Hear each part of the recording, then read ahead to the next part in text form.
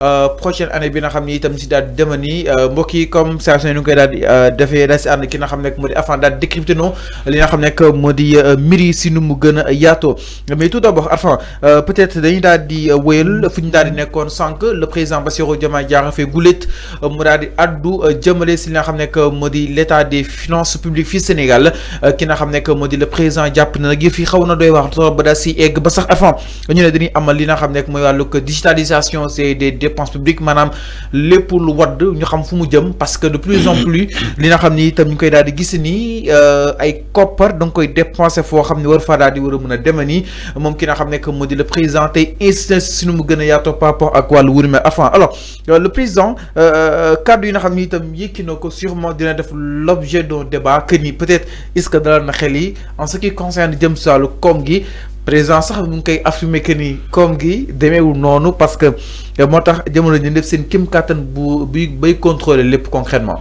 Oui, il faut commencer d'abord par saluer le discours. Donc, il faut saluer d'abord le discours qu'il a tenu tout à l'heure. Mais aussi, la rationalisation des dépenses publiques. Ci l'entame de l'émission, ils ont trouvé un pays, danaka bor bi mu ngi won ci 100%. Donc, le rapport de la Cour des comptes moko wax. Par la suite, confirmé par le FMI, tout ça, Diomaye ñëw largement sur la rationalisation des dépenses publiques et aussi digitalisation bi ngay wax fexe pour jóge ci l'analogie à la digitalisation ñu xam lan la ñuy fexe ba téye suñu propre économie nan la ñuy fexe pour téye ba téye suñu propre comme suñu ressource wax naa ko la renégociation des contrats ça y est en mars la deuxième phase daanaka après ils vont publier les résultats au public tout est basé sur la transparence boo bëggee dëgg-dëgg ils ont basé toute la politique la politique publique sur la transparence. Non, sur les finances publiques concrètement. Non, dans la khal. Parce que il faut observer comme le discours, dans la forme et dans le fond. Il a tenu un discours, un discours responsable avec fermeté pour un Sénégalais dit que on n'est pas dans la chose politique. Attention. L'actuel régime n'est pas dans la chose politique. On est dans des choses dimensionnelles, multidimensionnelles. Il faut rationaliser les dépenses. Il faut que désormais,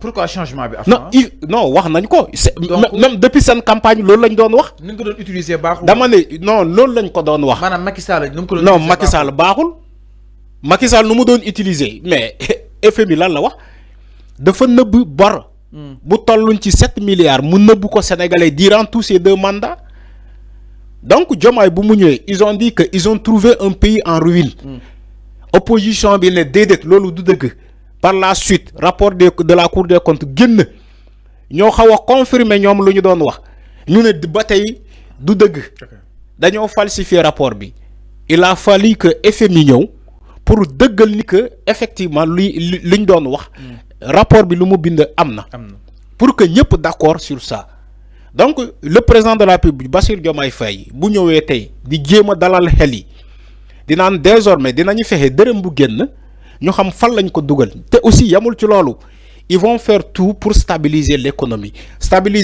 mooy dette bor bi fi nekk ñu jéem a fexe ba fay bor boobu petit à petit mais aussi jéem a fexe ba Sénégal mën a dox. C'est-à-dire que ça aussi, c'est pas un alibi de ouais, on a trouvé un pays en ruine. Il faut savoir se projeter. Ils sont dans la projection. Comment faire pour sortir sur économie? Il l'a dit. La première phase, ils ont lancé des projets, surtout dans le domaine de l'électrification et aussi dans le domaine de l'eau.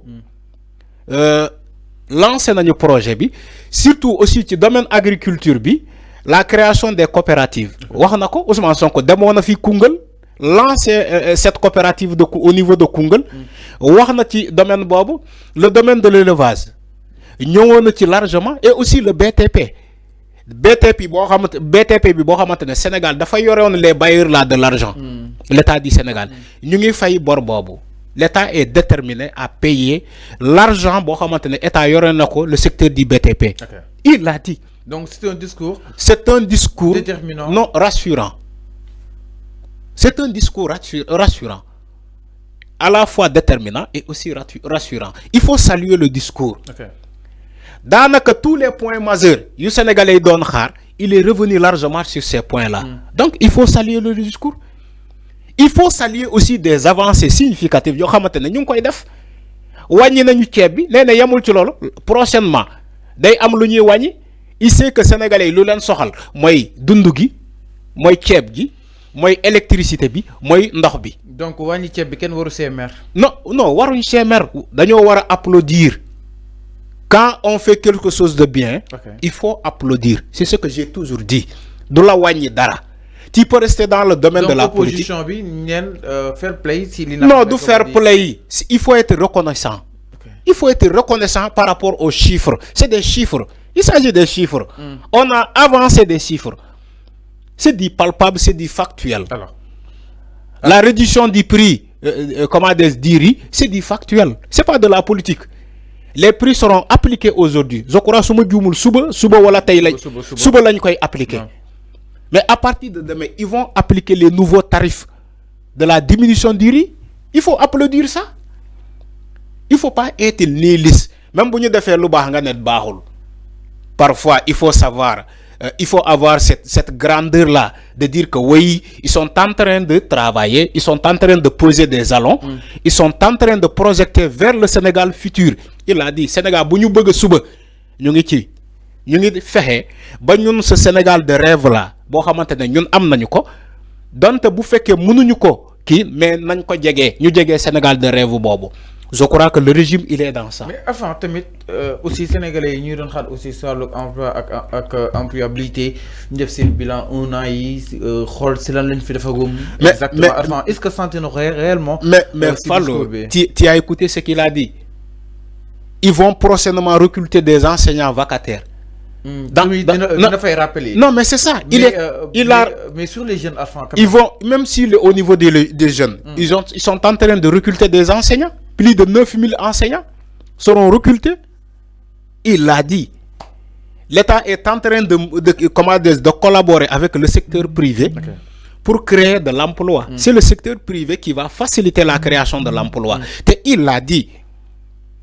Donc c'est des avancées, c'est des jalons yo xamantene ñu koy tégg ay djégo ñu koy tégg ndank mais nañu observer, ils viennent de faire à peine d'écouler 1 an mais nañ leen observer d'ici les 2 ans les 3 ans fan lañuy yobé Sénégal waxna ko fi un bilan. Il n'est pas dit que tu dois faire coûte que coûte un bilan matériel moy tabax dédét.